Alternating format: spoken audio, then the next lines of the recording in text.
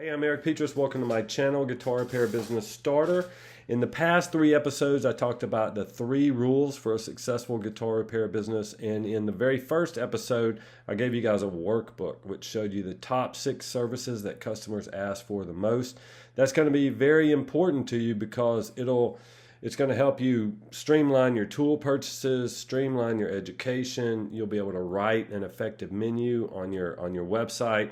You'll be able to write effective advertisements to attract customers. So that's the very first step to getting started making money working with guitars, is to know what customers want. And I'll leave the URL in the description of this video.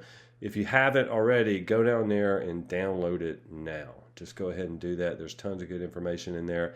It's totally free. In this episode, I'm going to take you through the tools for a setup. A setup is going to be the foundation of your guitar repair business. And in order to get into this business, you need to buy some tools.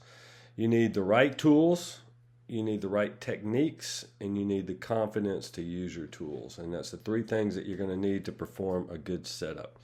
So I'm going to take you right into these tool recommendations. I'll tell you why you're going to need these tools, and then I'll show you what they look like on Amazon. These are all Amazon links. Okay, so the very first thing you're going to need to buy, or you're going to need to do, is take professional measurements of your neck relief. And to do that, you're going to need feeler gauges. That's what the pros use, and this is what they look like. About $7 on Amazon. You're going to need that copper one right there, the gold looking one. That's going to be the magic right there. Okay, string action gauge. You're going to use this to measure your string action or your string height. I like this Baroque ruler. It's nice and affordable, and it's got all the different measurements that I like. So it's a really good one.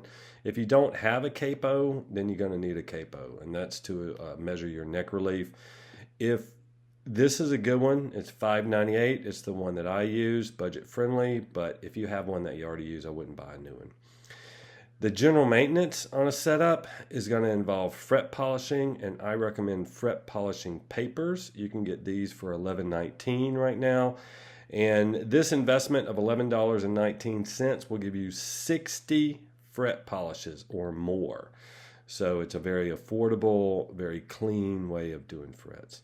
Deoxit electronic spray. This is the gold standard for cleaning up electronics and scratchiness. You're definitely going to need one of those. An Allen wrench set. Allen wrench set is important for adjusting truss rods like fenders, or really the majority of truss rods that you're going to adjust are going to need an Allen wrench, and this will cover all of them.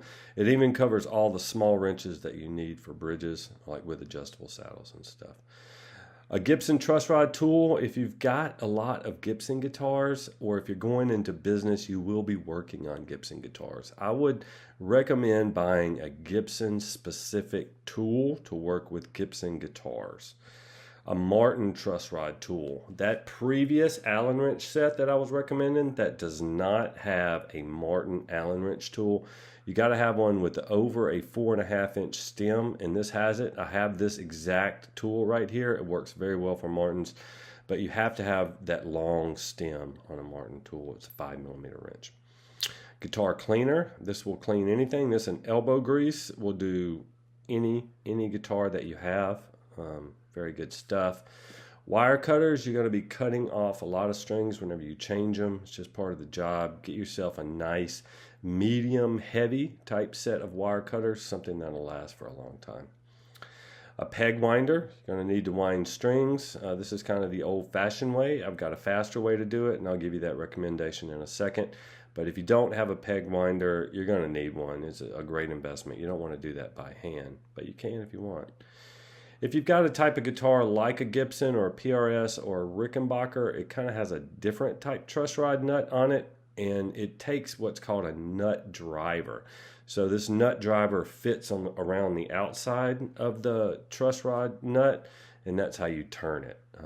And if you don't want to buy like a Gibson specific tool, this has the Gibson size in there too, so you can use this for all that.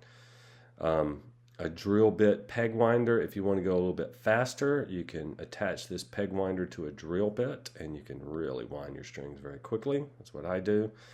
A 1/4 inch nut driver screwdriver. If you're going to buy the nut driver set that I just recommended, you're going to need a screwdriver handle to stick everything into. I recommend this one. If you have one already, I would just use it. Lots of people already have this. If you can find one with a lot of different screwdriver bits to it, like if it comes as a set, I would get that because you're going to need a good screwdriver. And one thing I'm probably not going to recommend on this list is a screwdriver. I just kind of assume that you guys are going to have a screwdriver. You will need one. Tiny intonation screwdrivers. This is a really good set. You're going to need these small screwdrivers to adjust your intonation. The set's only $6. It works really well. Floyd Rose multi-tool. I use this for my Floyd Rose guitars. It's got all the different tools that you need to do one guitar. And then every once in a while I'll use Autosol metal polish to either polish metal components or maybe polish frets after a fret dressing. This stuff is really inexpensive and it's one of the best metal polishes on the market, I'd say. So if you're looking to polish some metal, definitely that stuff is the way to go. Okay, and then one of the last things you'll need are fretboard protectors. This is going to protect your fretboard while you're polishing frets, and these are really inexpensive.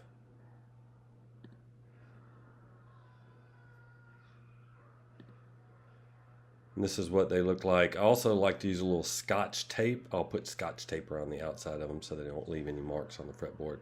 All right, so that's it. That's all the guitar setup tools. Those are all the really essential tools that you'll require. You can go to this URL. It'll be in the description. You'll be able to go to this exact website and click on these links and then go buy these tools yourself. So happy shopping and happy guitar setups. If you need a course on setting up your guitar, I have Guitar Setup Mastery for sale. I'll even go ahead and put a sale link in the description down below. So if you guys want to buy the tools here and then pick up a course, I'll give you a discount on it. Then you can go ahead and click on that link and get a course. So you guys will be all set in setting up your own guitars. After you get finished, you can do your own setups and you can start to do setups for friends. Once you gain some confidence, you can start charging money for them. All right, so that's my spiel. These are all the tools that you need for a setup. Happy shopping.